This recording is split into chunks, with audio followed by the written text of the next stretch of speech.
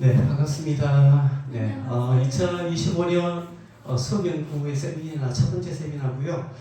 원래는 또 제가 또 감개무량한 게 우리 태은 쌤이 학생이었을 때 수업했는데 오늘 또 교사가 돼가지고 수업을 해가지고 마치 제가 과거로 돌아간 듯한 느낌. 그래서 오늘 상당히 좀 기분이 아주 묘하고 특이한 것 같습니다. 자, 오늘은 이제 뇌과학으로 보니 이제 공감 묘술법. 이게 뭐냐면 이제 학교에서 선생님들이 애들이랑 이제 상담도 하고, 특히 우리 디자인과 선생님들은 컨펌 많이 하잖아요. 컨펌 많이 하고 또 생활 지도도 해야 되는데, 어떻게 하면은 학생들이 결국 우리의 목적 학생들의 행동을 변화시키는 건데, 어떻게 하면 학생들의 감정을 상하지도 않으면서 둘의 목적을 어떻게 하면 잘 수행할까, 이걸 이제 뇌과학 기반으로 제가 한번 짜봤습니다. 이게 2년 전에 만든 건데 그동안 이제 발표할 기회가 없었는데, 최근에 우리 수업연구 선생님들을 대상으로 해서 이걸 만들었는데, 이걸 이제 다른 박사과정 학생들한테도 한번 강의를 했었는데 아주 분위기가 좋아가지고 오늘도 한번 여러분들하고 같이 나눠보도록 하겠습니다. 저는 항상 하는 질문, 강의계의 아이돌. 자, 보통 그런 질문을 할 수가 있어요. 쌤 외과학 전공 아니잖아요, 이렇게 얘기할 수 있는데, 물론 이제 오늘 강의했던 게 다 저희 뇌피셜은 아니겠죠? 이게 다 레퍼런스가 있습니다. 혹시 여러분들 내면 소통이라 책 읽어보셨나요? 이 책 정말 잘 만들어진 책인데, 이거 혹시 이 책 정말 내가 사고 싶다 그러면 저한테 얘기해 주시면 제가 개인적으로 사드리겠습니다. 네, 이건 이제 김중환 교수라는 이제 연대 신방과 교수님이 계신데, 이분이 이제 뇌과학자이면서 신방과 교수이면서 뭐 명상도 하시고 핵은 아주 대단하신 분인데, 이 책에 나오는 아주 유명한 사람이 있어요. 바로 칼 프리스턴이라고요. 지금 최근에 뇌과학계에서 가장 천재 과학자라고 얘기하시는 그런 분입니다. 그분의 이론을 중점적으로 제가 소개를 할 거고요. 자, 또 한 사람이 이제 마셜 로젠버그라고 해가지고요, 이 비폭력 대화법을 만드는 아주 유명한 분이십니다. 그래서 이 두 가지를 잘 융합해가지고 오늘 강의를 제가 한번 만들었습니다.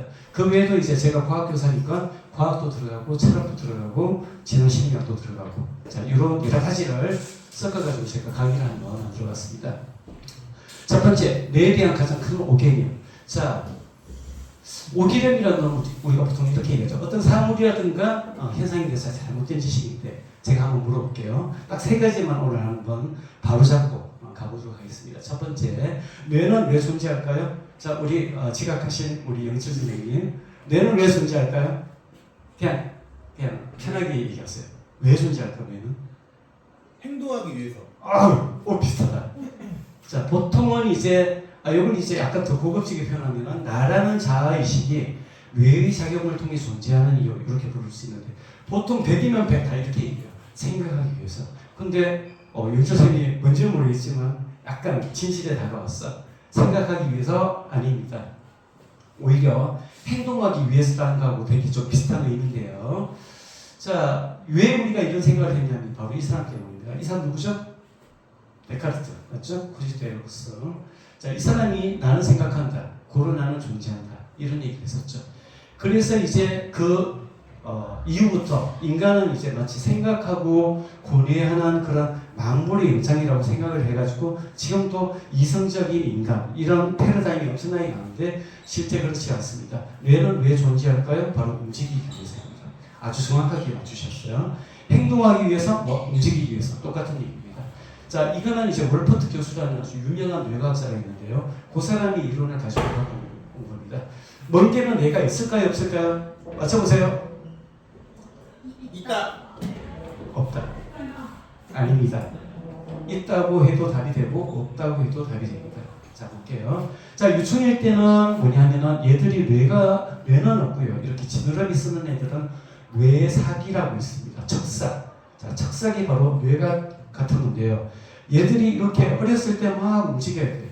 왜냐하면은 적객에서 피해야 되고, 또 내가 먹이를 얻어야 되고, 그렇기 때문에 이런 신경계가 존재를 합니다. 근데 문제는 얘가 성체가 됐을 때는 어떻게 되죠?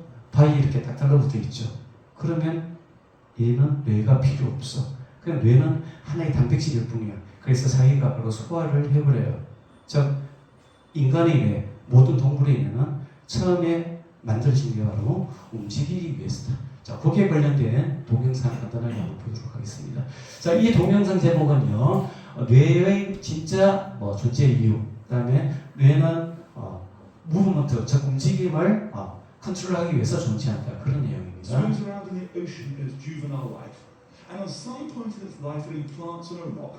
And the first thing it does when implanting on that rock, which it never leaves, is to digest its own brain and nervous system for food.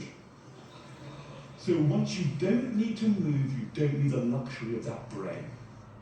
자, 그래서 우리 치매 있잖아요. 치매 가장 좋은 예방법이 뭐예요? 운동하는 거잖아요. 이게 연관이 있습니다. 움직이지 않으면 뇌는 잘 자기 존재의 가치를 못 느끼는 겁니다. 자, 그래서 멍게는 뇌가 성체에 됐을 때는 없다는 게 바로 정답입니다. 자, 그럼 초기 생명체 움직임 한번 볼게요. 지금 우리는 되게 많이 진화된 케이스인데 초기에는 어떤 상태였을까? 아마 전부 다 단세포 상태였겠죠. 자, 우리 몸에서 우리가 초기 생명체는 지금 알 수가 없으니까 우리 몸에 가장 가까운 예를 한번 들어보겠습니다. 얘는 이제 면역세포라고 해가지고요. 나쁜 이런 적군들, 박테리아가 들어오면 잡아먹는 애고 얘는 이제 우리 몸에 들어온 박테리아입니다. 어떻게 움직이는지 볼게요.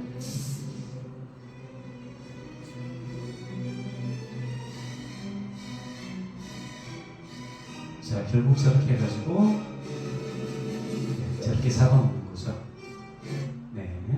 자, 그러면은 움직임은 크게 두 가지입니다. 자, 하나하나 논리적으로 한번 볼게요. 뇌는 왜 존재해? 움직이기 위해서 존재해. 그럼 움직임은 종류가 몇 종류야? 두 종류. 어떤 종류일까요? 바로 접근과 회피죠. 접근은 내가 자원을 얻기 위해서, 또는 먹이를 얻기 위해서, 또는 파트너를 구하기 위해서. 자, 이런 게 바로 접근. 나한테 플러스 될 때는 바로 접근을 하고요. 나한테 해가 된다. 이럴 때는 이제 초기 살기로 회피를 하는 것이죠. 그래서 신경계의 발달 방향도 그렇습니다. 접근과 회피를 최적화하는 방향으로 뇌가 진화가 됐습니다. 자, 그래서 처음에는 단순하게 자극에 따라 가지고 접근 회피를 했는데 그 다음에는 약간 뭔가 제가 위험했던 애인데 무조건 도망가야지 이런 기억을 갖고 있거나 내가 지금 먹어봤는데 맛있었는데 자, 이런 기억을 가진 존재들이 진화를 통해서 살아남았다는 거죠. 그 다음에 마지막에는 그래서 미래 환경을 시뮬레이션하고 해석하고 미래를 예측하는 지금 이제 인간이라든가 다른 동물들은 여기까지 접근을 하게 된 것이죠. 자, 두 번째는 생명을 유지하기 위한 가장 필요한 기관은 무엇일까요? 첫 번째는 심장입니다. 심장은 너무나도 소중하기 때문에 뭘 가지고 보호되고 있죠? 그렇죠. 갈비뼈죠. 그죠? 맞습니다. 부활이면 반드시 갈비뼈가 있어야 됩니다. 또 한 가지, 또 생명을 유지하기 위해서 반드시 꼭 필요한 게 뭐죠? 뇌죠. 자, 그러면 뇌는 보호하기 위해서 뭐가 필요할까요? 두개골. 그렇죠. 맞습니다. 바로 두개골이 있습니다. 그런데 이게 참 아이러니한데 실제 정보 처리가 일어나는 건 뇌인데 우리는 어디에 쌓여 있어요? 그 두개골이란 창살에 쌓여 있죠. 그럼 얘는 외부 정보에 바로 접근을 할 수가 있어요? 없어요? 없어요. 지금 아주 잘 따라오고 있어요. 지금 상당히 수준 높은 수준인데 그래서 뇌는 직접적으로 정보를 접할 수가 없습니다. 그래서 정보는 어디 있어요? 밖에 있죠. 무엇을 통해서? 바로 이런 뇌의 감각기관을 통해서 우리가 정보를 뇌로 전달합니다. 자, 그런데 여기서 재미난 게 있습니다. 정보가 꼭 사실일 필요가 있을까요? 맞죠? 사실 필요가 없지요. 왜? 우리는 생존과 번식을 위해 가지고 정보를 가공해서 들어옵니다. 그래서 여러분들이 지금 보고 생각하고 이런 것들 다 거짓말이에요. 나중에 보고 제가 하나하나 다 알려드릴게요. 그래서 우리는 생존과 번식에 무조건 초점을 맞춰가지고 정보를 여기에 잘 변형시킨 존재들만 우리가 진화를 통해서 살아남았다라고 지금 과학자들은 얘기를 하고 있습니다. 이런 것들을 바로 우리가 대표적으로 진화론이라고 얘기하죠. 그럼 첫 번째 보겠습니다. 이거는 이전에 그 수업 들었던, 저한테 강의 들었던 분들은 아시겠지만 또 처음 듣는 분들 계시니까 제가 또 한번 리마인드 한번 해볼게요. 우리가 보는 시각, 이거는 진짜 사실일까요? 아닙니다. 자, 뇌는 이렇게 생겼는데요. 요거는 이제 단면으로 쭉 잘라보면 이렇습니다. 자, 여기는 이제 빛이 들어오고요. 그다음에 여기는 이제 망막이라고 해서 여기 이제 실세포가 있습니다. 이 중간에 뭐가 있어요? 핏줄이 있죠. 그러면은 생각을 해보세요. 빛이 이렇게 내려오고 중간에 뭐가 있으면 반드시 뭐가 생겨야 돼요? 그림자 생기죠. 그러면 우리는 어떻게 보여야 된다? 이렇게 보여야 돼. 근데 태연쌤 혹시 이렇게 보이시나요? 아니죠. 이렇게 보이시면 지금 여기 계시면 안 돼. 빨리 병원에 가야 돼. 맞죠? 이렇게 우리는 보이질 않습니다. 이유는 뭘까요? 그때 얘기했었죠. 이유가 뭐였죠? 혹시 기억나시나요? 뇌에서. 없애서. 맞아요. 맞습니다. 그리고 이건 뭐죠? 냉정이죠. 왜? 이 신경세포가 뇌로 가는 통로가 있어야 되는데 이 통로에는 이 시세포가 없거든요. 그래서 원래는 이렇게 보여야 되는데 우리는 아무도 이렇게 보는 사람이 없습니다. 이유는 바로 이겁니다. 뭘까요? 바로 실시간 포토샵을 하는 겁니다. 이건 제 핸드폰에서 이 아줌마를 한번 없애보려고 했어요. 자, 이거 요즘 그 AI 지우개 다 되죠. 웬만한 폰에는. 자, 총 시간이 몇 초 정도 걸리는지 한번 보십시오. 몇 초 정도 걸렸을까요? 몇 초 정도 걸렸나요? 7초. 아닙니다. 아닙니다. 18초 걸렸습니다. 그러니까 꼴랑이 이거 쓰는데 18초 걸린 거야. 그리고 지금의 핸드폰이 예전 컴퓨터보다도 훨씬 더 연산 속도가 빠르거든요. 그러니까 우리가 지금 실시간으로 얼마나 많은 뇌의 에너지와 자원이 이 실핏줄을 씌우고 있는지를 여러분들이 아셔야 될 겁니다. 그래서 뇌는 실시간으로 장면들을 계속 지금 포토샵을 하고 있습니다. 자, 그런데 철학자 중에서는 이걸 미리 알았던 사람이 있어. 바로 칸트라는 사람인데요. 이 사람이 이런 얘기했습니다. 물 자체는 상정할 수 있어도 인식할 수는 없다. 이게 뭐냐면은 대상과 현상은 절대 일치하지 않는다. 자, 여러분들은 아무리 저를 봐도 절대 저를 볼 수가 없어요. 그러니까 여러분들이 보는 저와 저는 절대 일치할 수가 없다는 게 바로 이 이유입니다. 그러니까 여러분들은 전부 다 뭐를 보는 거예요? 여러분들 뇌에서 만들어진 권지웅이란 존재를 지금 보고 있는 거예요. 근데 그게 마치 40이라고 이제까지 착각을 하면서 살았던 거죠. 자, 세 번째 뇌의 비밀 뭘까요? 무게는 우리 한 2%밖에 안 되는데 어떻다? 쓰는 에너지는 거의 20에서 25% 정도 된다. 그래서 에너지 먹는 하마입니다. 결론은요, 뇌는 최소한의 에너지로 최대 효율을 만들도록 그렇게 진화를 했습니다. 자, 다시 한번 쭉 이때까지 리마인드 해볼게요. 뇌는 왜 만들어졌다? 움직이기 위해서. 자, 움직이려면 어떻게 해야 된다? 접근과 회피를 해야 된다. 그럼 접근과 회피를 잘하도록 만들어진 것들이 아직까지 살아남았다. 그 중에서도 뇌는 어떻다? 에너지를 최소로 쓸 수 있도록 진화된 존재들이 여기 살아남았다. 그렇게 볼 수가 있습니다. 근데 이 최소로 쓰는 에너지 때문에 지금 우리 인간의 모든 오해와 몰이해가 존재하는 겁니다. 자, 이거 뭘까요? 사과죠. 맞습니다. 사과 어떻게 보여요? 두 가지 방법입니다. 첫 번째는 바텀업이라고 해가지고요. 눈에서 들어가가지고 빨간색이고 약간의 점이 있고 뭐 쭉쭉쭉 해가지고 생긴 건 구형이고 해서 쭉 가가지고 여기서 다시 와서 사과네 여기 이제 바닥부터 올라간다 해가지고 바텀업입니다. 자, 두 번째 뭐냐면 탑다운 방식입니다. 근데 이건 뭐냐면 난 사과라는 개념을 알고 있어. 그래서 사과를 보자마자 이렇게 세세하게 뜯어보지도 않고 그냥 바로 사과로 가는 거야. 자, 그런데 여기서 재미난 거는 여기서는 화살표가 하나밖에 없죠. 여기서 몇 개예요? 3개예요. 무슨 얘기예요? 우리는 사과를 실제 눈으로 보는 게 아니고요. 그 전에 사과라는 이 관념, 이미지를 가지고 그냥 바로 보는 거예요. 자, 이게 바로 탑다운 방식입니다. 약 프로테이지는 얘가 한 10에서 20% 되고 얘는 80에서 90% 됩니다. 왜 이렇게 될까요? 얘의 장점은 뭘까요? 그러면? 그렇죠. 에너지를 이렇게 적게 써도 돼. 그러니까 우리는 무조건 에너지를 최소한대로 쓰도록 그렇게 진화되어 있다. 그렇게 볼 수가 있습니다. 자, 그 예를 한번 들어보겠습니다. 이거 뭘까요? 뭐같이 느껴져요? 늑대같이 느껴지죠? 왜? 우리 이때까지 이런 많은 모델을 영철쌤 뭐라고 느꼈었나요? 저는 늑대같지 않아요. 아, 그래요? 네. 자, 우리 이때까지 이거 많이 봤잖아. 그러니까 이 늑대라는 모델이 있는 거야. 그러니까 보자마자 저거 늑대네. 근데 알고 보니까 정답은 고양이였습니다. 자, 얘는 뭘까요? 이건 좀 난이도가 좀 높습니다. 이걸 맞출 수가 없어. 왜? 이때까지 이 모델이 여러분들 뇌 속에는 없었거든요. 도저히 모르겠죠? 근데 제가 사진 한 장을 딱 보여주면 여러분들은 평생 죽을 때까지 이거 바로 뭐냐고 했을 때 바로 맞출 수가 있습니다. 자, 이거 뭐예요? 소예요. 얘는 눈이고 귀고 코고 소죠? 자, 다시 보겠습니다. 뭐로 보여요? 소로 보이죠. 왜요? 이때까지 이 모델이 없다가 지금 생겼거든. 그래서 여러분들은 이거 보자마자 소문에 이렇게 되는 겁니다. 자, 이게 바로 칼 프리스턴의 능동적 추론 모델입니다. 자, 실제 우리가 존재하지 않은 얼굴과 도형이 우리 눈에 보이는 이유는 뭘까요? 여기 물레는 뭐만 있어요?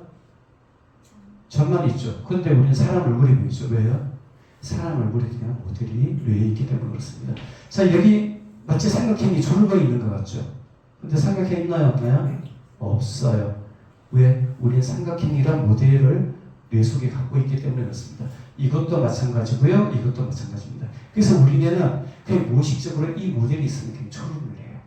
그러니까 사람과 사람과의 만남, 대화에서 우리가 전부 다 이런 식으로 우리가 초론을 하게 되는 겁니다. 자, 하얀색 A랑 B랑 색깔 같아요? 달라요? 아니, 정답 말씀하시지 마시고요.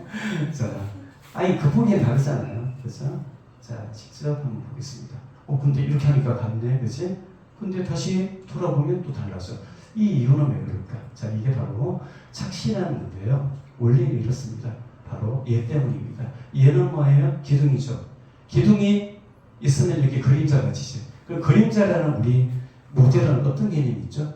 무조건 주위보다도 어둡다. 이것 때문에 그런 거예요. 자, 내 구속된 모델은 이런 거예요. 그림자 세운 것은 무조건 어두워. 우리 어렸을 때도 이런 거 많이 봤잖아요. 그런데 눈으로 들어온 밝기의 정보는 똑같아. A랑 B랑 똑같아. 그러니까 이게 뇌에서 막 혼란이 생기는 거예요. 그럼 어떻게 돼? 야, B가 얼마나 밝았으면 똑같이 보였을까? 이렇게 지가 막 지문대로 추론해요. 그러고 난 다음에 따라서 B는 A보다 밝은 것이 맞아 자체부정합니다. 그래서 우리는 이 이유를 다 알았죠. 다 알았는데도 다르게 보여야 하면 똑같이 보여요. 똑같이 보이지.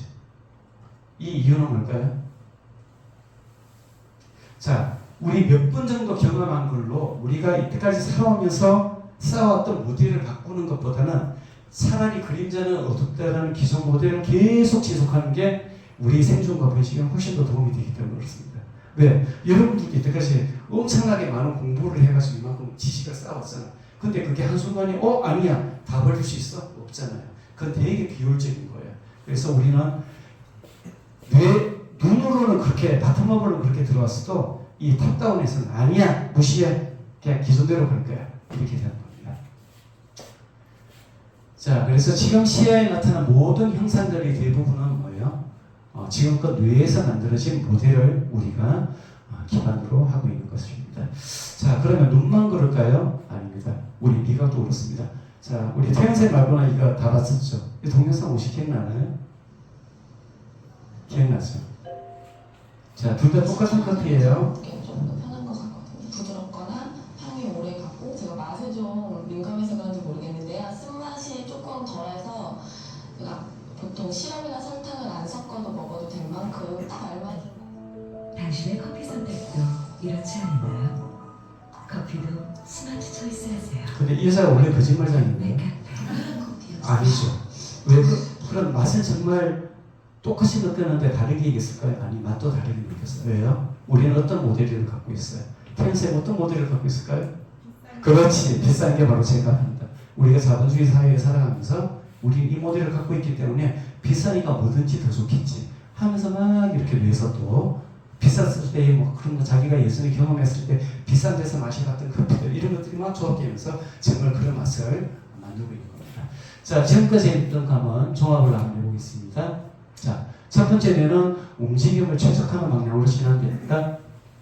그 다음에 뇌는 생존과 번식을 위해서 기존 내부 모델을 가지고 외부 정보를 추론한다. 방금 얘기했었죠? 사실 여부 상관없다. 이게 되게 중요해요. 우리가 대화를 할 때도 실제 사실 여부는 전혀 상관이 없습니다. 인간의 뇌는 최소한의 에너지를 가지고 고효율로 사용하게끔 진화됐다. 그래야지 우리가 생존 확률이 더 높아지니까. 그래서 생존을 위해서는 접근과 회피 반응이다. 자, 여기까지 이제 우리가 수업을 했습니다. 자, 그럼 뇌는 또 어떤 기관인지 보겠습니다. 요거는 이제 뇌에 관련해서 조금 더 깊이 한번 들어보겠는데요. 뇌는 능동적인 정보 처리의 주로 기관입니다. 자, 오감은 뭐냐면 이런 거죠. 자, 눈으로 보고, 귀로 들리고, 혀로 맛보고, 그 다음에 손바닥으로 촉감을 가지고. 자, 그런데 이게 되게 웃긴 게요. 이 소스가 다 달라. 보는 건 빛이 관련하고요. 듣는 거는 공기 들림이고요. 그 다음에 우리가 냄새 맡고 맛보고 이거는 화학 물질이고요. 그 다음에 이 촉감은 압력입니다. 이 소스가 다 다른데 여러분들 이 세 개가 따로 노나요? 아니면 같이 한 세계 안에 존재하나요? 같이 한 세계 안에 존재하죠. 이게 아직까지 뇌과학자들이 이유를 몰라요. 그러니까 소스가 완전 다르고 그런데도 우리는 이게 전혀 이질감 없이 하나의 세계로 느껴지는 거죠. 자, 그런데 오감뿐만이 아니고 육감도 있습니다. 이게 뭐 남자친구 바람나는 거 잡아내는 거 이런 게 아니고요. 바로 내부 감각과 고유 감각을 얘기하는 겁니다. 내부 감각은 이런 거죠. 장에서 느껴지는 거. 속이 불편해. 이런 게 바로 육감이죠. 우리가 눈으로 보고 잡을 수 없잖아요. 그지? 그 다음에 고유 감각. 자, 고유 감각은 지금도 실험을 한번 해보고 있습니다. 눈 감으시고요. 자, 손을 비글비글 돌려주세요. 돌려주고 난 다음에 코를 한번 집어주세요. 다 집었죠? 눈 떠보세요. 전부 다 코에 이렇게 됐죠? 자, 눈으로 보지도 않는데 여러분들 어떻게 코에 이렇게 정확하게 갖다 댔죠? 이게 바로 육감이에요. 그러니까 우리는 신체가 어떻게 있다는 걸 감각적으로 아는 거예요.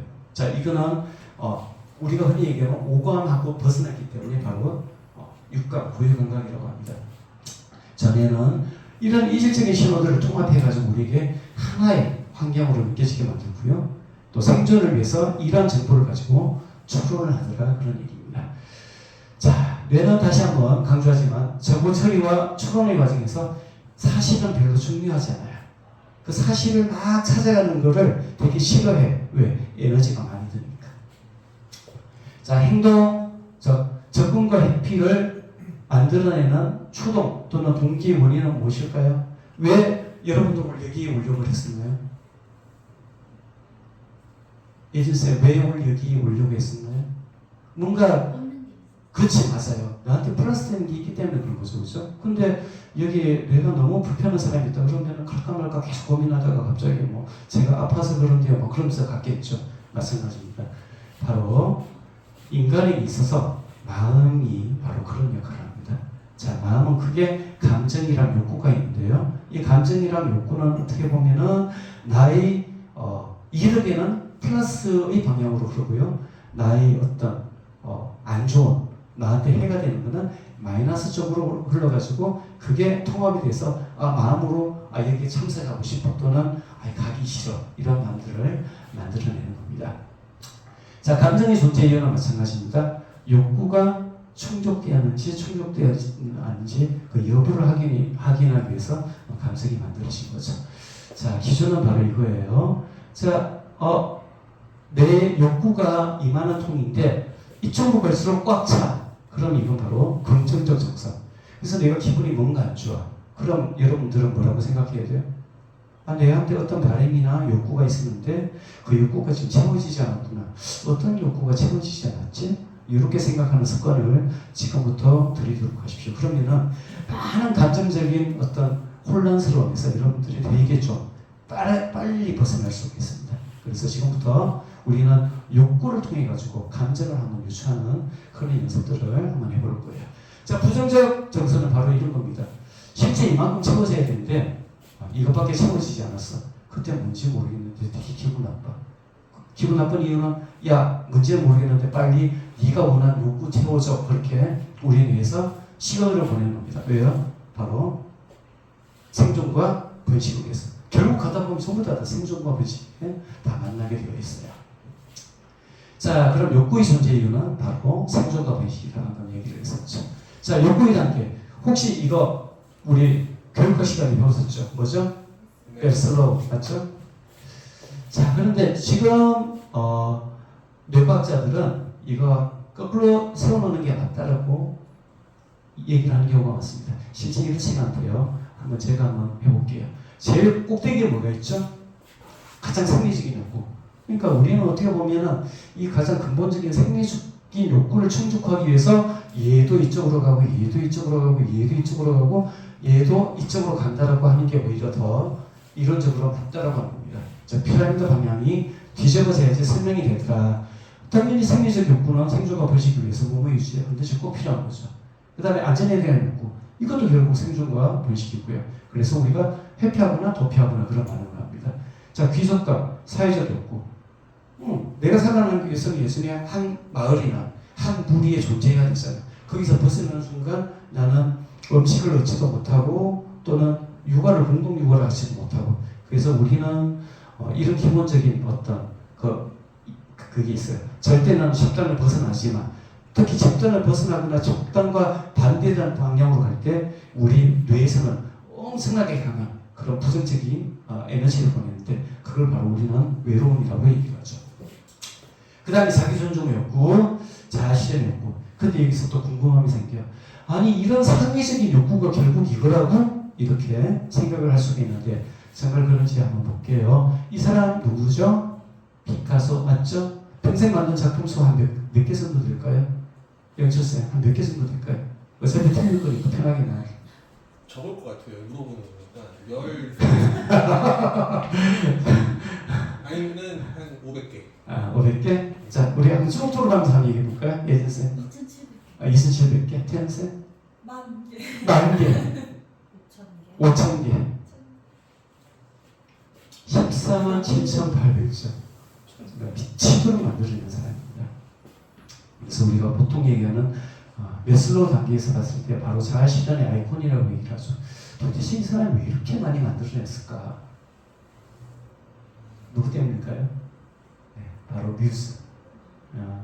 이 여자들이 이제 피카소를 거쳐갔던 사람들인데, 이 여자들과 만날 때마다 이 사람이 그리는 그런 어떤 사주가 달라졌고요. 그 다음에 그때마다 엄청나게 많은 작품 수를 생산을 했다고 합니다.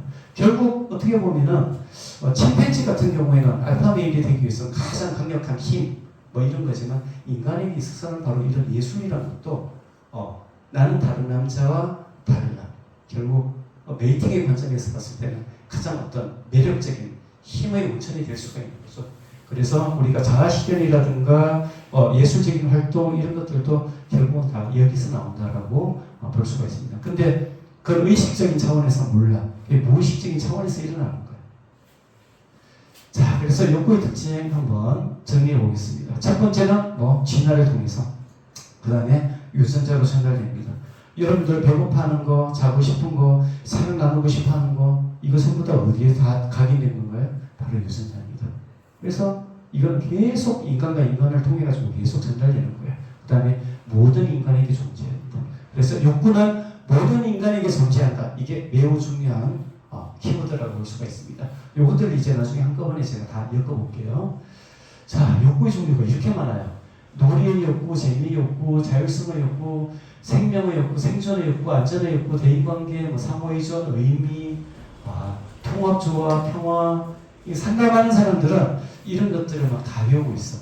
그래서 너 지금 누구한테 수용받고 싶어하는구나라는 걸 정확하게 딱 짚으면 얘가 마음이 확 열리면서 그냥 제가 그랬어요 이렇게 되는 거죠.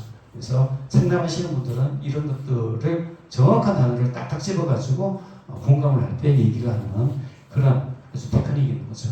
자, 욕구가 채워지지 않을 때 바로 부정적인 정서가 생기는데요. 우리가 가장 불편해하는 거죠. 분노, 화나는 거, 슬픔, 외로움, 두려움, 우울감. 자, 이런 것들이 바로 부정적 정서인데, 자, 이게 과연 이게 꼭 안 좋은 걸까? 그렇게 한번 생각을 해볼 수도 있습니다. 왜? 필요하기 때문에 우리가 진화를 통해서 아직까지 유전자로 계속 전달되고 살아남은 게 아닐까요? 자, 분노는요, 우리가 생리적이고 위협을 느꼈을 때, 그 다음에 내가 존중받지 못했을 때, 그 다음에 나의 예측이나 기대가 어긋났을 때, 그리고 공평한 걸 원하는데 공평하지 않았을 때, 아니 나랑 쟤랑 똑같이 되는데 왜 교성은 왜 쟤만 좋아하지? 이런 거.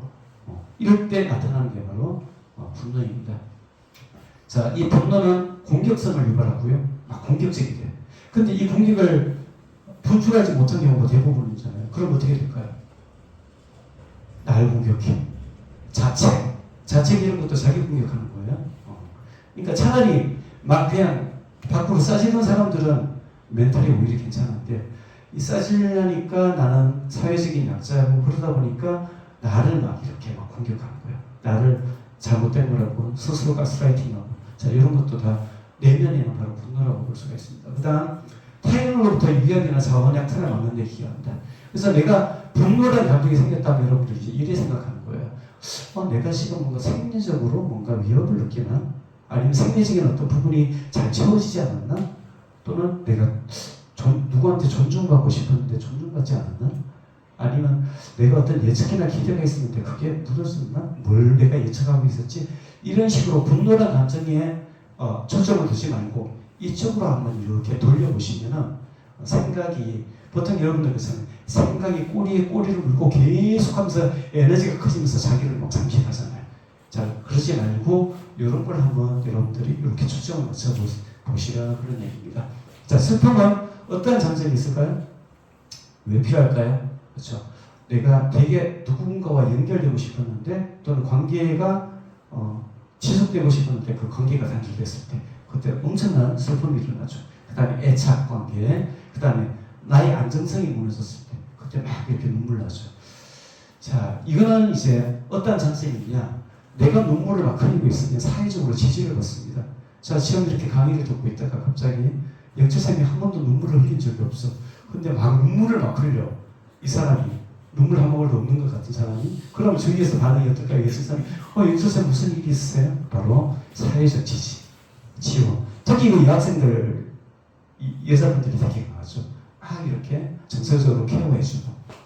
그 다음에 집단의 재통합. 얘 되게 싸가지 없이 그러는데 갑자기 막 눈물을 흘려. 그럼 얘를 미워했던 마음이 이렇게 싹 사라지면서 얘가 또 뭐 그럴 만한 이유가 있었나? 갑자기 이렇게 사회적인 재통합. 그 다음에 내가 공격당하게 되는데 눈물을 흘리면 공격을 멈춰. 이런 불필요한 위협을 피하고, 그 다음에 내가 뭔가 소중한 걸 가지고 있었는데 상실했다는 걸 알아차리게 만드는 것. 자, 이런 것들이 있기 때문에 슬픔이라는 감정이 아직까지도 우리한테 진화가 돼서 오는 겁니다. 자, 외로움은 어떤 장점이 있을까요? 어떤 장점이 있을까요, 외로움은? 사회적 연결, 소속감 관계. 이게 바로 그거예요. 예전에 집단에서 벗어나는 건 바로 죽음이에요. 특히 이거는 남자가 강했을까요? 여자가 강했을까요? 여자가 강했어. 왜? 남자들과 사냥 나가서는 그런 마을에서 그 집단에서 배척된다는 거는 그 육아도 못하고 먹이도 못 먹고 아주 심각한 상황이야. 그래서 이때는 외로움이란 감정을 막 보내가지고 야 지금 너 기분 나빠도 일단 숙이고 들어가. 이렇게 막 시간을 보내는 겁니다. 자, 사회적 관계를 재구축하고요. 집단과 연계를 촉진시키고요. 집단 내에서 위치를 재확인하는 그런 아주 장점들이 있습니다. 두려움은요, 바로 안전과 안정성이죠. 자, 생명 활동을 유지하는 가장 중요한 감정이 두려움이에요. 그래서 우리는 전부 다 두려운 존재예요. 인간은 겉으로는 용기 있는 척하더라도 전부 다 두려운 존재입니다. 그걸 알면은 많은 사람들을 이해하는 게 좀 쉬워져요. 자, 어떤 사람이 되게 공격적이에요. 물론 우리 학교에도 그런 분이 계시죠. 자, 그런 분이 계시다면 뭘로 봐요? 저 사람 생각보다 지금 뭔가를 되게 두려워하고 있네. 뭔지는 잘 모르겠지만 그게 분노나 공격으로 나오게 되는 것이죠. 그래서 위험을 인식하거나 회피 반응을 촉진하고요. 또 생존 환경을 높이는 데 가장 중요한 게 그것이랍니다. 자, 우울감은 또 어떤 장점이 있을까요? 왜 생길까요? 언제 가장 우울하시죠? 하는 쌤은? 최근에 항상 해피? 좋습니다. 자, 요건 이제 소속이라든가 내가 존중받지 못했을 때, 그 다음에 내가 뭔가 성취를 하려고 했는데 성취가 어긋났을 때, 그 다음에 내가 뭔가를 통제해야 되는데 자기 통제를 못했을 때, 학생 때 한번 생각해 보십시오. 시험 공부를 해야 되는데 내가 계획을 이렇게 딱 세워놨는데 계획을 잘 못 지켜. 그러니까 막 우울해지는 거죠. 자, 이런 게 바로 자기 통제 욕구를 제대로 채워주지 못하면 생길 수가 있다. 자, 그런데 이 우울도 단점만 있는 게 아니고 장점도 있다는 겁니다. 일단 우울하면은 아무것도 안 해. 그래서 에너지가 절약돼요. 두 번째, 자신의 행동을 아주 객관적으로 냉철하게 재평가를 합니다. 그 다음에 무모한 행동이나 도전 억제. 그래서 제가 항상 그런 얘기를 많이 하는데 자, 사업을 확장하고 싶을 때 절대 기분 좋을 때 하지 마라. 언제 해라? 우울할 때 해라. 그러면 아주 객관적인 그런 판단을 하게 됩니다. 네, 우울할 때는 에너지를 막 쓰지 않을까요? 그런 실수를 줄일 수가 있다고 얘기합니다. 자, 감정의 특징은 뭘까요? 요구의 특징은 아까 전에 말했죠? 요거였죠. 진화를 통해서 유전자로 모든 인간, 감정도 마찬가지입니다. 자, 그러면 우리는 뭘 가지고 상대방을 봐야 될까요? 모두가 갖고 있는 욕구와 감정을 가지고 지금부터 이제 상대방을 봐야 되겠죠. 학생들도 마찬가지입니다. 자, 감정의 종류도 무시무시하게 많습니다. 엄청나게 많죠. 놀란 충격만 하더라도 이렇게 많아요. 경악을 금치 못하는 기막힌 깜짝 놀란 덜컹 쇼크 먹은 아이시색하는. 근데 가만히 보면 뉘앙스가 다 달라요. 그래서 상담하시는 분들은 이것도 외워두고 너 지금 마음이 덜컥하는구나 이런 식으로 하면 정말 덜컥한 사람은 맞아요 선생님 이렇게 또 공감이 일어나는 것이겠죠.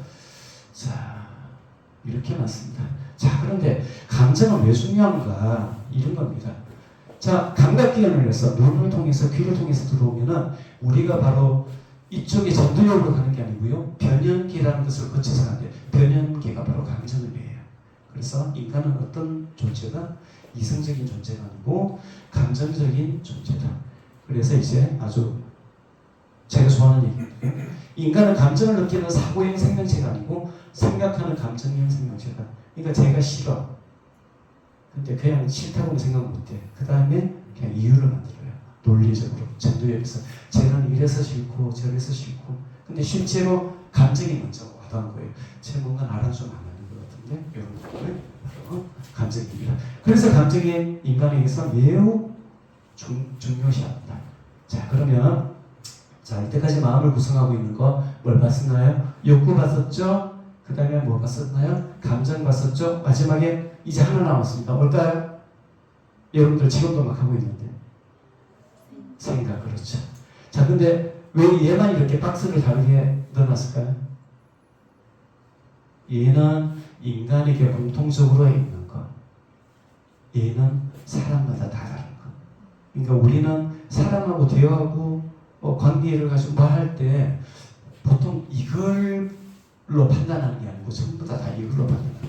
그래서 문제가 된다고 볼 수가 있습니다. 자, 그러면 추론 단계 한번 보겠습니다. 이거 바로 생각하는 단계예요. 추론하면 생각하는 게 누구예요? 바로 아리스토텔레스죠. 자, 아리스토텔레스는 세 가지 방법을 얘기했습니다. 연영법, 귀납법, 하나는 땡땡. 그런데 실제 우리나라에서는 연영으로도 하지 않고 귀납으로도 하지 않고 이걸로 해요. 여기 최근에 밝혀졌습니다. 자, 연영법은 이제 디덕션이라고 얘기하는데요. 이런 거죠. 자, 술 마시면 얼굴이 붉어져. 애친구가 술 마시고 있어. 그러면 친구 얼굴이 당연히 붉어질 거야. 이게 바로 연영법입니다. 자, 예의장점 100% 맞아요. 틀릴 수가 없지. 단점 하나만 얘기잖아요. 그래서 지식의 생산성이 없어. 그럼 뇌에서는 이 방법 쓸까 안 쓸까?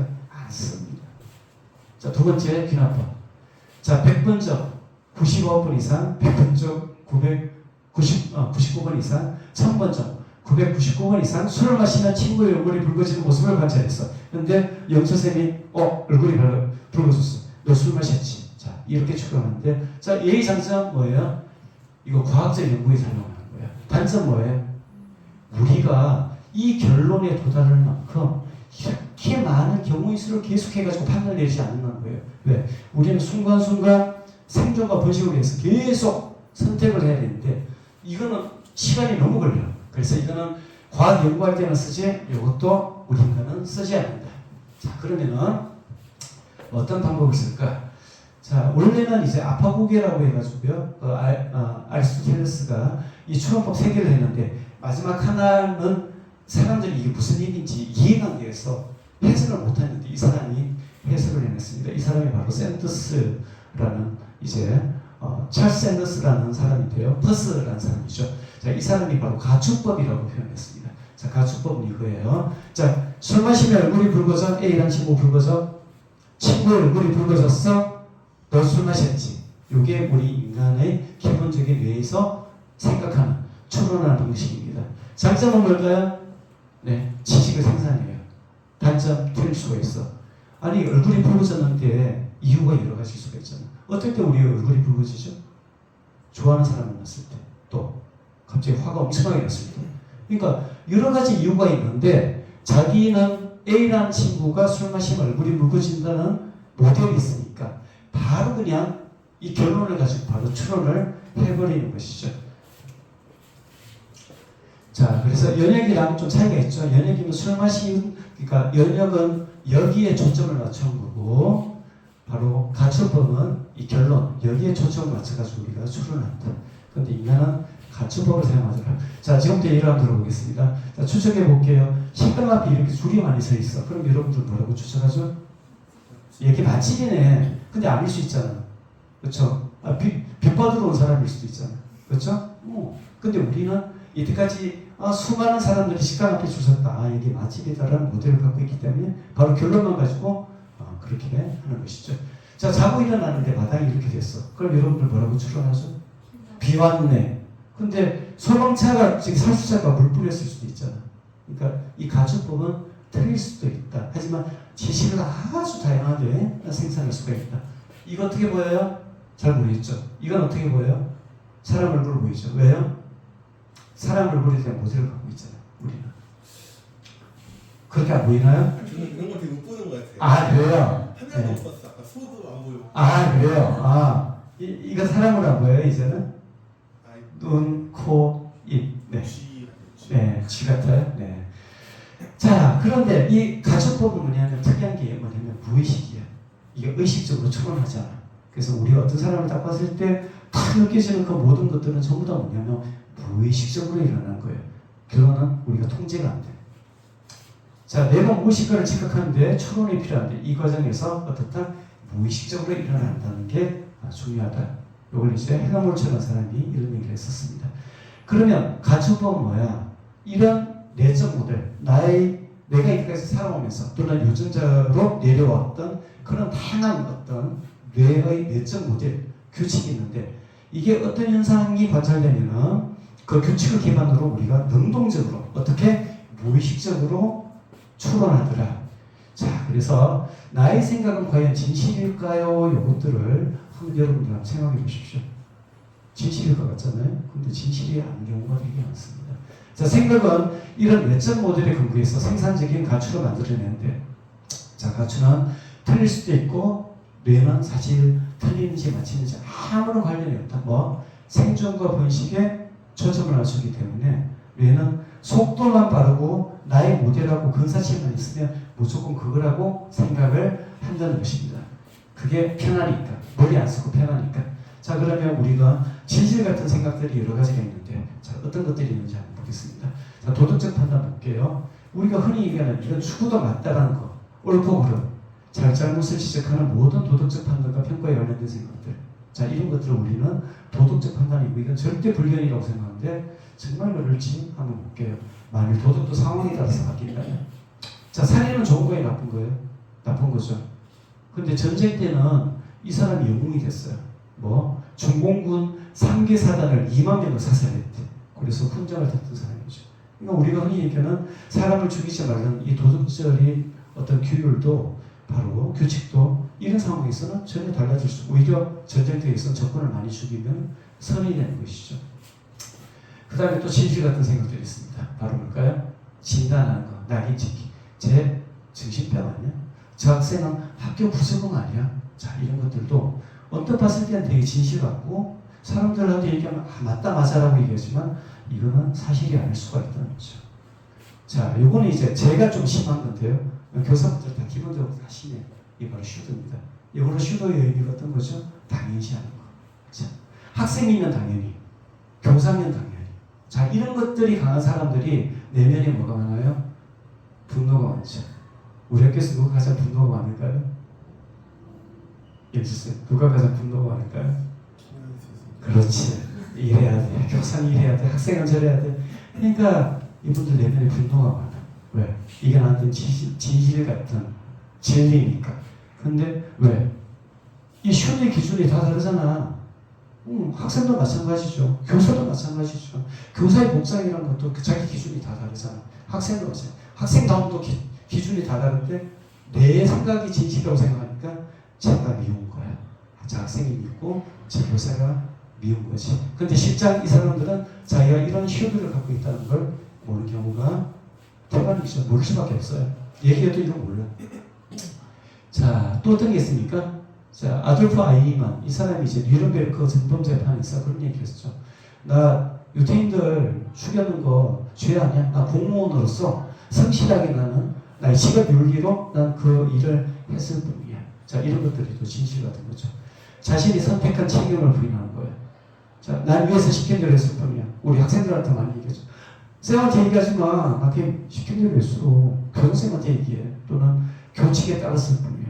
근데 이런 것들도 따지고 보면은 사람과 사람의 대화에서 엄청나게 크게 걸림돌이 되는 것입니다. 자, 그래서 또 이런 게 있죠. 강요. 강요와 요청의 차이점은 뭘까요? 하늘쌤, 강요랑 요청의 차이점은 뭘까요? 요청은 부탁 같은. 자, 권력의 관계에서 위에 있는 사람들은 자기가 요청했다고 생각하겠죠. 근데 받아들인 쪽에서는 그게 강요로 느낄 수 있잖아요.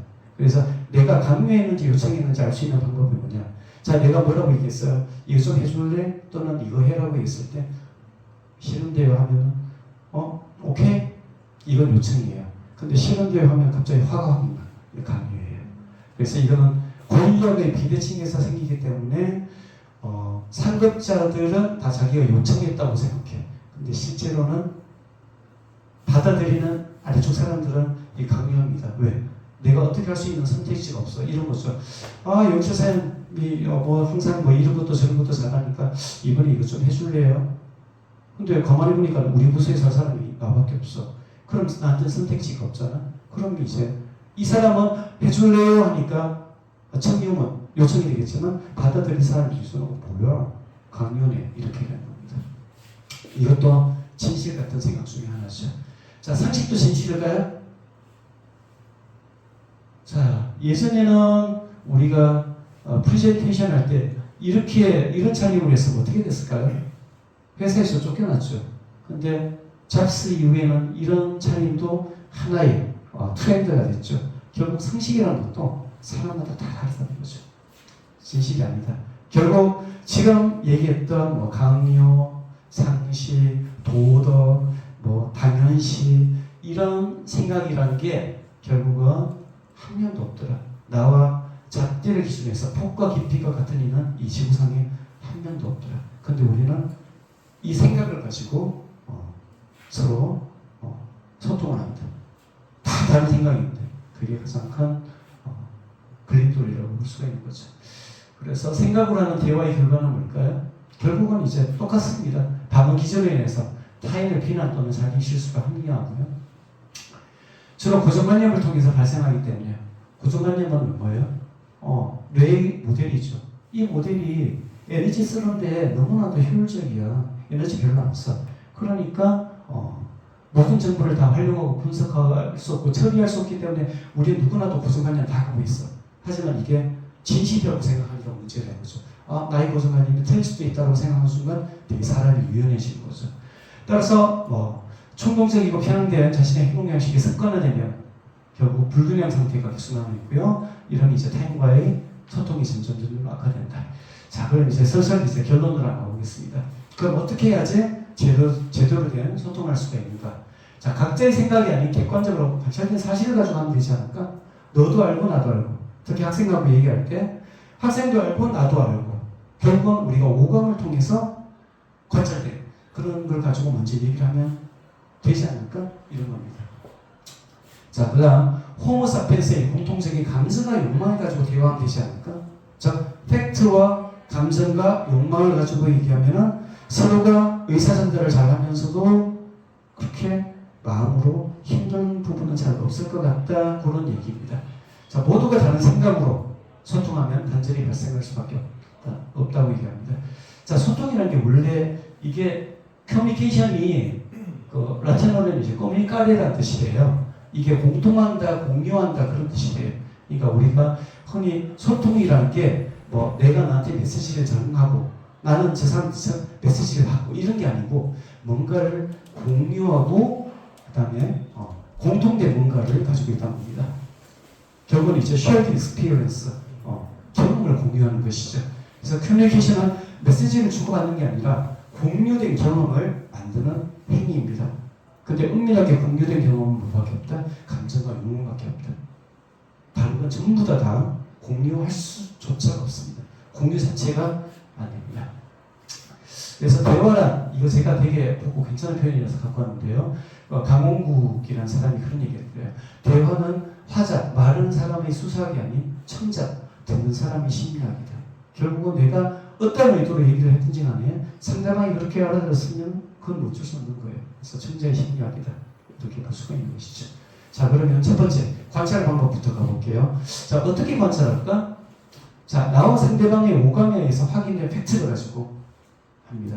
그냥 옛날 얘기하면 안 돼요. 지금 여기에. 그러니까 학생들 지도할 때도 그러니까 보통 그러잖아요. 뭐 한글 한글이 계속 참고 있다가 마지막에 터지면서 너 전에도 그랬고 전혀 도움이 안 된다. 지금 여기에 존재하는 사건을 가지고 걔도 눈으로 봤고 나도 눈으로 봤고 걔도 들었고 나도 귀로 들었고 자, 이 사건을 가지고 우리가 얘기를 해야 된다는 것이죠. 자, 이것도 한 가지 팁이 있는데요. 마지막으로 상대방한테 질문을 통해서 내가 관찰하는 것을 확인하는 겁니다. 예를 들어가지고 교복을 오늘 입어야 되는데 교복을 안 입고 왔어. 교복을 어제 내가 입으라고 했는데 혹시 너 선생님 얘기했던 거 들었었니? 이렇게 한번 물어보는 거죠. 물어보면서 상기시켜주는 거죠. 자, 지금부터 이제 관찰과 생각 구분하기에 한번 문제를 해보겠습니다. 자, 혜림이는 수업한 동안 손톱을 깨물고 있었다. 관찰입니까? 아니면은 생각입니까? 김시원 선생님? 경찰이요. 아, 맞습니다. 자, 당신은 너무 말이 많아. 하나쌤. 생각이죠. 말이 많다졌다. 이 관점이 사람마다 다 다르죠. 자, 그 다음. 자, 회의를 하는 동안 팀장은 의견을 묻지 않았다. 관찰입니까? 생각입니까? 관찰입니다. 맞습니다. 자, 권재훈 선생님은 정말 마음이 너그러워. 태연쌤? 생각이죠. 네. 마음이 너그럽다는 게 기준이 다 다르잖아요. 그치? 자, 저 친구는 나를 못마땅하게 얘기하는 것 같아? 생각. 너무 잘하시네. 자, 우리 학교 선생님도 모두 나를 만만하게 봐. 생각이죠. 네. 근데 사람마다 이게 다 다르거든요. 어떤 사람, 그렇게 절대 보지 않아. 이렇게 얘기를 하는 거죠. 자, 그건 교사답지 않은 행동이야. 그건 학생답지 않은 행동이야. 자, 이런 것들 전부 다 생각입니다. 넌 내가 말할 때 제대로 듣지 않아. 철저하게 내 생각입니다. 자, 이런 것들을 가지고 얘기하면은 소통이 단절된다는 것이죠. 자, 그 다음 감정과 욕구. 자, 이건 어떤 식으로 연결이 되는지 볼게요. 자, 똑같은 외부 자극, 사건만으로 절대 감정이 발생하지 않아요. 자, 이거는 똑같은 사건이라도 모두 같은 감정을 나타내지 않습니다. 자, 외부 자극, 어떤 사건이 나의 욕구와 만나서 감정이 만들어진대요. 자, 어떤 사람은 나의 그 욕구가 1리터야. 그러니까 저 사람이 1리터만 줬어. 그럼 안 채워줬어. 아무런 문제가 없어. 근데 어떤 사람은 나의 감정통이 2리터인데 1리터만 줬어. 기분 나쁘다. 이렇게 된 것이죠. 결국은 준 사람의 메시지나 그런 게 문제라기보다는 내가 가진 그 사람에 대한 어떤 기대치 아니면 욕구의 크기 자, 이런 것들 때문에 생기는 거죠. 그래서 똑같은 말 들어도 어떤 사람은 너무 기분 나쁜데 어떤 사람은 나 그 사람에서 별로 기대하는 거 없어. 그러면 또 별로 화가 안 나는 것이죠. 그래서 학생들하고 대화를 하거나 아니면 어떤 동료나 아니면 위에 상급사하고 대화를 할 때 그 사람의 생각이 아닌 그 사람이 어떤 감정을 갖고 있고 어떤 욕구, 바람이 채워졌는지 채워지지 않는지 이런 관점으로 보시면 여러분들이 훨씬 더 상처를 덜 받습니다. 자, 느낌과 욕구 전달을 어떻게 하는지 볼게요. 1번. 자, 관찰 내용에 대해서 나의 느낌을 전달합니다. 네가 그렇게 얘기했어. 쌤 되게 서운했어. 이렇게 서운하다. 감정. 자, 욕구는 내가 원하는 것, 필요로 하는 것, 중요하게 여기는 것, 느낌의 원인이 되는 것을 전달하는 겁니다. 우리가 보통 문제가 되는 게 이제 수단이나 해법을 전달하는데 아니에요. 수단이나 해법이 아니고 나의 바람에 맞춰가지고 예를 들어서 서운했다라든지 이런 식으로 아니면은 너무 기분이 좋았어 이렇게 얘기를 하면 됩니다. 자, 자, 그럼 이제 생각과 느낌 구분하기 또 한번 해보겠습니다. 선생님 말씀 중에 죄송한데 저 강요당한 느낌이에요. 이거 생각일까요? 느낌일까요? 생각. 네, 생각입니다. 자, 나 그 사람에게 거절당했어. 생각. 이렇게 궁지에 몰린 적은 처음이에요. 생각. 오, 너무 잘한다. 자, 이런 따돌려진 기분 알기나 해요? 생각 맞아요. 저 외면하지 말아주세요. 생각. 이 조직에서 난 지지받지 못한 느낌이 들어요. 생각. 자, 언뜻 봤을 때는 이거 교사회의 때 망신나는 느낌이 들었어요. 생각. 그러니까 되게 느낌 같은데 이런 것도 전부 다 생각입니다. 왜? 사람한테 물어보면 생각 다 할 수가 있거든요. 아니야. 그때 별거 아니었는데 너 왜 괜히 그런 생각을 해? 이렇게 볼 수가 있는 거죠. 자, 뭐 말할 때마다 의심나는 이 기분을 알기나 해요. 이런 것도 생각입니다. 자, 느낌처럼 사용하지만 느낌이 아닌 단어들. 자, 우리가 보통 이런 단어들을 되게 많이 쓰는데 이런 단어를 사용하면서 대화를 나누면은 오해가 생기거나 아니면은 소통이 잘 안 될 수밖에 없다. 왜? 이건 내 생각이기 때문에 그래요. 자, 그럼 느낌과 욕구를 함께 한번 찾아보겠습니다. 연상 문제 볼게요. 자, 남편, 아내로부터 당신은 참 근사해라고 하는 말을 들었을 때, 자, 김준 선생님, 자, 이런 말을 들었을 때 어떤 느낌이나 어떤 욕구가 채워졌나요? 이런 경험이 잘 없으신가요? 한참을 고민하시네요. 필요한 게 있나? 필요한 게 있나? 자, 일단은 느낌은 어떤 느낌일까요? 긍정적이에요, 부정적이에요? 긍정적이죠. 그 다음에 어떠한 나의 욕구가 채워지지 않나요? 이 긍정적인 정서는? 그렇죠, 인정. 존중받는 욕구. 자, 인간관계 다시 보면 전부 다 존중입니다. 인정 욕구 처음부터 볼게요. 자, 아이가 오늘부터 스스로, 이거는 김준생이 생각하실 것 같아요. 아이가 오늘부터 스스로 공부한다고 했는데 저녁이 될 때까지 계속 게임하는 모습을 봤을 때 기분 어때요? 제 기분이요? 나빠요. 어떻게 나쁘죠? 화가 나나요? 아니면 서운하나요? 아니면 좀 구체적으로? 그러니까 만약에 그 공부한다고 뭔가 나와 약속을 했거나 이제 본인 계획을 세웠는데 네. 그렇게 지키지 않는다면 네. 뭐 한편으로는 내가 무시당하는 느낌이 그렇죠, 맞아요. 드는 경우도 있어요. 맞아요. 네. 뭐 걱정도 될 것 같아요. 그렇죠, 맞아요. 맞습니다. 근데 이것도 결국은 여러 가지 관점을 다 보면은 얘가 나를 아빠로서 존중하나? 또 부모로서 존중하나? 교사로서 존중하고 있나? 이런 것들이 또 밑바닥에 깔려있는 겁니다. 자, 단톡방에서 내가 올린 글에 아무런 반응이 없을 때 완전 죽음이죠. 자, 이것도 결국은 왜 그래 나를 무시하나? 그렇죠? 자, 남편이 시어머니를 자꾸 초대해서 한 달을 같이 지내자고 했을 때, 자, 우리 결혼하신 우리 선생님, 자, 이런 갑자기 이런 얘기를 던졌어. 기분이 어때요? 당황스럽죠. 아주 상편에서 당황스럽다. 자, 어떤 욕구가 채워지지 않아서 당황스러운 거죠? 관계. 그렇죠. 관계에 있고, 또 그렇죠. 내가 미리 사전에 얘기 안 해주고 이렇게 그냥 막 던져 얘기를 이런 거죠. 자, 이거 재밌는데요. 여기 영철쌤한테 물어봐야지. 신혼여행 때 사준 티셔츠를 입고 남편이 욕실 바닥에 누워 세면대 밸브 막힌 곳을 청소하는 모습을 볼 때, 자, 만일 영철쌤이 여자라면은 이때 어떤 감정을 느꼈을 것 같아요? 외면할 것 같아요. 일단 세면대 밸브 막힌 걸 청소하는 건 이건 되게 좋은 행위잖아. 근데 여기 딱 보니까 뭔가 부정적인 정서가 생기지. 왜일까요? 그죠? 나와 되게 소중한 건데 그게 바닥에 더러운 데서 막 이렇게 지디겨지는 모습을 봤을 때는 나의 기분도 너무 좋지 않은 거죠. 자, 이런 것도 그런 어떤 관계의 욕구 또는 존중의 욕구 뭐 이런 것들이 어긋났을 때 생기는 겁니다. 자, 어제 취해서 늦게 집에 왔는데 아침에 아내 또는 남편이 미소를 지으면 속은 괜찮냐고 물어볼 때 좋죠. 저는 이런 경험해본 적이 없어가지고 잘 모르겠지만 선수를 야단을 했지만 네, 그렇습니다. 이것도 재밌네요. 새로 사귀기 시작한 애인과 바닷가로 놀러 가기로 해서 기대를 하고 있는데 그날 애인이 자신이 가장 친한 친구 한 명을 데리고 약속 장소에 나타나 같이 놀러 가자고 했을 때 태연쌤, 자 이때는 기분이 어떤 기분일까요? 당황스럽고 화도 나고 네. 짜증도 나고 슬프기도 하고 그러면은 그 이면에는 뭘까요? 어떤 욕구가 채워지지 않아서 존중과 관계, 맞죠? 이런 것들이 채워지지 않았기 때문에 우리가 화가 나는 겁니다. 자, 그럼 이제 감정이라든가 욕구도 알아봤고요. 마지막에 이제 요청을 해야 됩니다. 학교에서 가장 중요한 게 바로 요청이죠.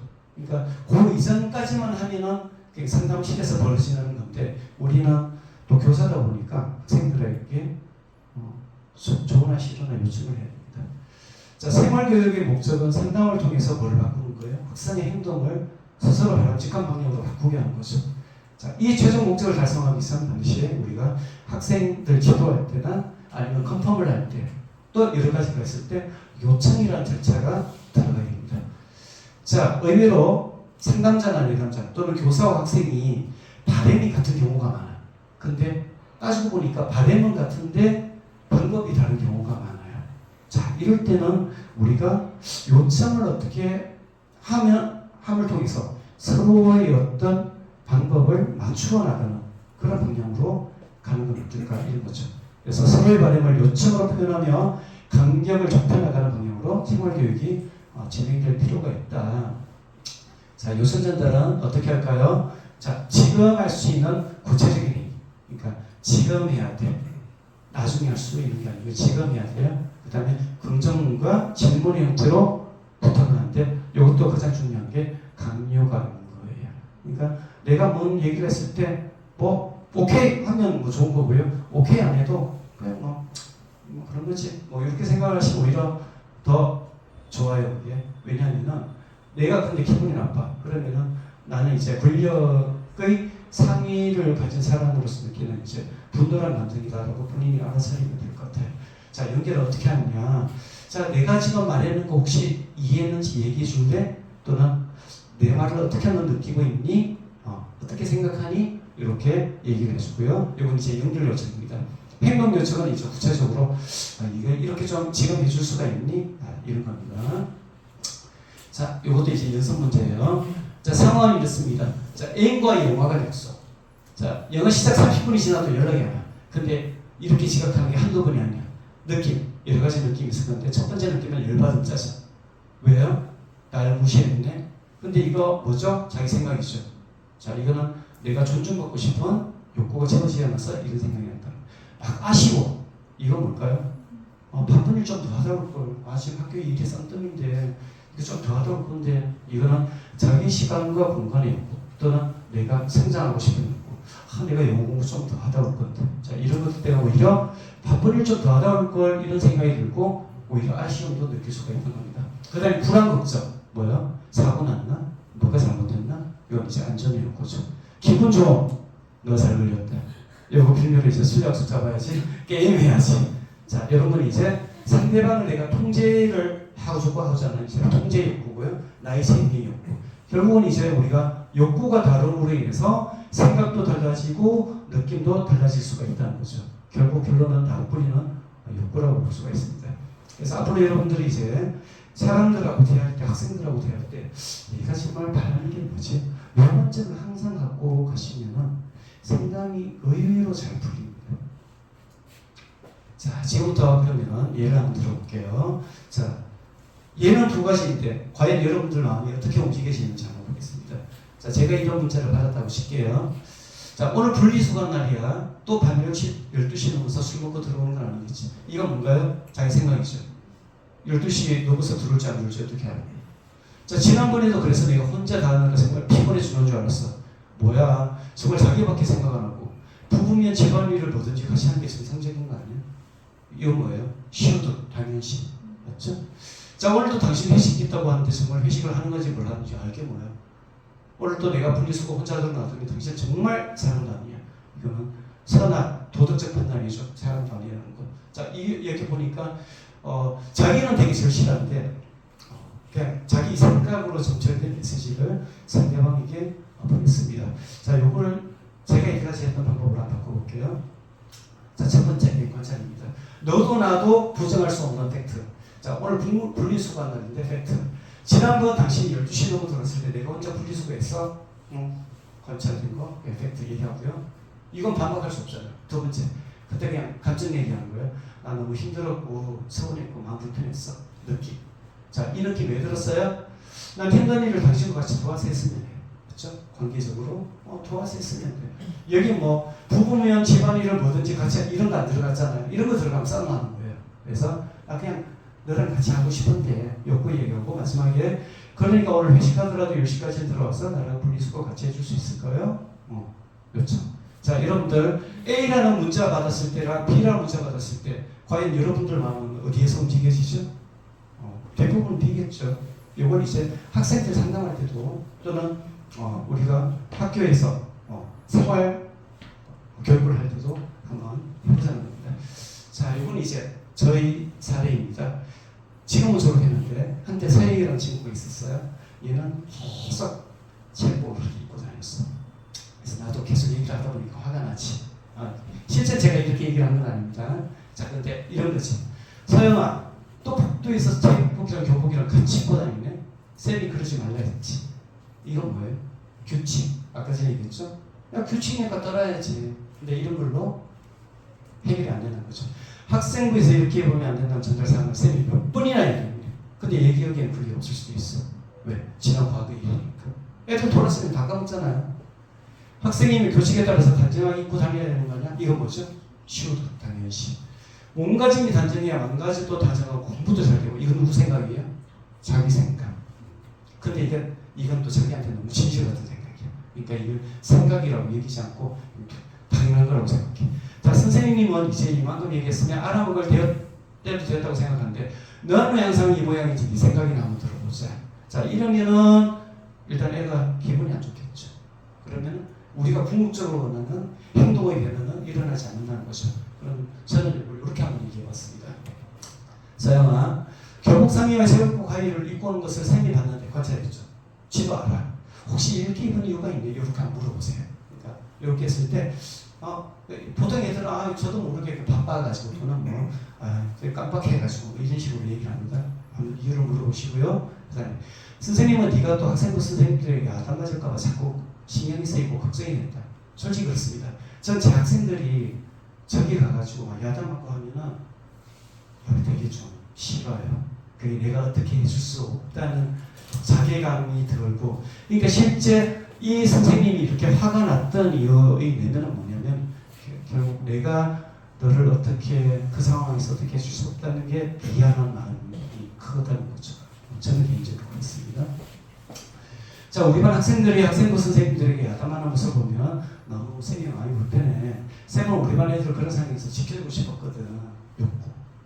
마지막에 그러니 지금 다시 교복만 입든지 체육만 입든지 통일하면 어떨까? 자, 구체적으로 지금 할 수 있는 거 10분 뒤까지 갈아입어 줄 수 있겠니? 요청. 그러니까 관찰, 느낌, 욕구, 요청. 요 프로세스를 그냥 계속 돌고 돌면 돼요. 그러니까 디자인과 선생님들도 금방 많이 하시는데 이런 관점으로 하면은 학생들이 조금 더 좋지 않을까? 그런 생각을 한번 해봤습니다. 자, 공감이라는 거의 무엇일까요? 자, 내담자, 학생이 될 수가 있겠죠? 내담자가 막 뭔 얘기를 쏟아내요. 또는 관리자가 막 뭔 얘기를 쏟아내요.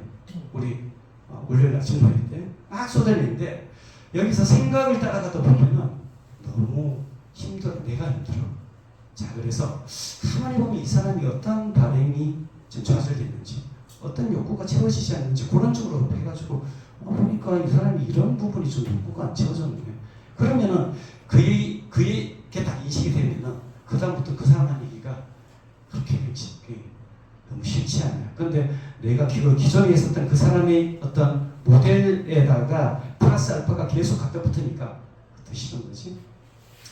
그래서 자, 어떤 바람이 좌절 또는 채워져서 이런 감정이 나타나는지를 중점적으로 보고 나의 마음도 보고 상대방의 말도 보고, 자, 결국 나에게 무엇을 요청하고 있는지를 학생의 입장에 대해서 한번 알아보는 것. 저는 이걸 이제 학생과의 대화에서 또는 우리 동료 교사와의 대화에서 공감이라고 표현을 하고 싶습니다.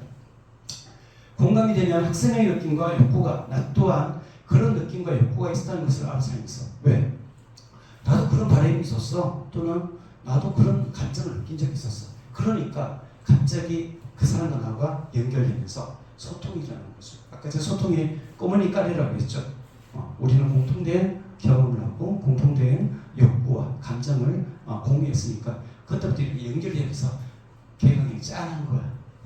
그랬었구나 이렇게 된 거죠. 자, 그래서 총정리를 한번 해보겠습니다. 자, 타인의 내면입니다. 타인의 내면에 뭐가 있을까요? 여러 가지 잡다한 것들이 있겠죠. 그럼 관찰하는 거예요. 나의 오감으로 관찰하는 거. 얘가 지금 이런 상태네, 이런 거네, 이런 얘기를 했네. 그 다음에 얘가 보니까 어떤 느낌이 있는데 그 느낌의 원인은 뭘까? 얘가 지금 어떤 바람이 채워지지 않아서 지금 막 이런 얘기를 하고 막 나를 막 쏘아붙이고 막 그러는 거구나. 자, 알고 난 다음에 이제 요 프로세스를 가지고 그대로 요청합니다. 이렇게 해줄래? 지금 할 수 있는 내용으로. 자, 그 다음. 자, 이런 얘기를 들었을 때 나의 기분도 막 생각으로 막 요동을 치죠. 그때 뭘 해야 돼요? 나도 똑같이 관찰하고, 그 다음 내 느낌이 뭔지 알고, 이 느낌은 어떤 느낌이 내가 지금 존중받고 싶은 마음이 채워지지 않아서 이렇구나. 그리고 그 다음에 쭉 해가지고 듣고 난 다음에 나 좀 이런데 이것보다는 이렇게 해줄래요? 요청. 그 다음에 뭐라고 얘기하면은 이 프로세스로 받아들이고 또 받아들이고. 자, 이렇게 하다 보면은 의외로 대화들이 그렇게 감정의 소진 없이도, 그 다음에 자기의 내가 하고 싶은 얘기를 감정 표현 못하면 사람도 결국 인간이기 때문에 감정의 동물이잖아. 그냥 에너지 소진되거든. 그러니까 내 감정과 요청을 충분히 하면서도 관계에는 그렇게 해치지 않는 그런 식으로 된다고 볼 수가 있겠습니다. 자, 이게 계속 돌고 돌아야 된다 그런 얘기시죠. 자, 이건 이제 말은 창이 되거나 벽이 될 수도 있다라는 어떤 루스 베브마이어라는 유명한 비폭력 대화법을 이제 만든 분과 가까운 분인데, 그분이 썼던 내용이 있어요. 그걸 이제 노래로 만들었습니다. 노래를 한번 들어보는 것으로 오늘 수업을 마치도록 하겠습니다. 자, 또 언어로 주는 또 감동이 있기 때문에 제가 이것도 굳이 가지고 왔어요.